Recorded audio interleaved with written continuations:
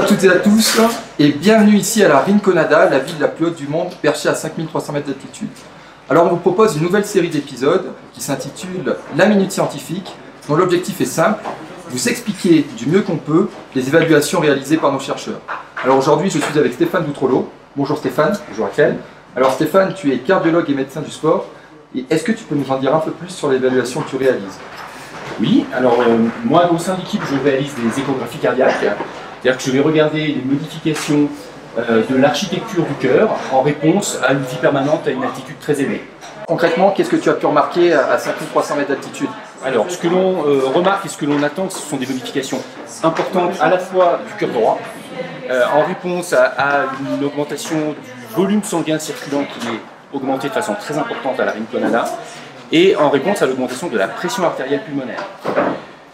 On attend aussi des modifications au niveau du cœur gauche. Le cœur gauche, c'est celui qui va éjecter le sang dans tout le corps.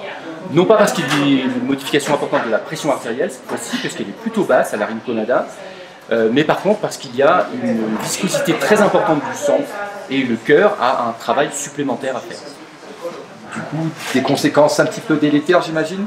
Alors il est possible effectivement qu'à long terme, ces modifications que l'on voit altèrent la fonction du cœur et que l'on développe progressivement une insuffisance cardiaque. La chose plus concrète que l'on voit nous actuellement, ce sont des modifications lors d'un test d'effort où les performances à l'effort sont quand même très altérées. Et donc pour nous, habitants de plaine, on parle de mal aigu des montagnes lorsqu'on se rend en altitude. Quels conseils aurais-tu à nous donner? Alors le mal aigu des montagnes, c'est un cortège de symptômes que l'on voit apparaître au-delà d'une altitude importante, 3000-3500 mètres, et qui associe des symptômes très banals, céphalée, nausées, vomissements, des essoufflements à l'effort pour des efforts peu importants. Il ne faut pas négliger ces symptômes qui témoignent d'une acclimatation imparfaite. Donc il faut si possible essayer de rester à altitude constante avant de progresser.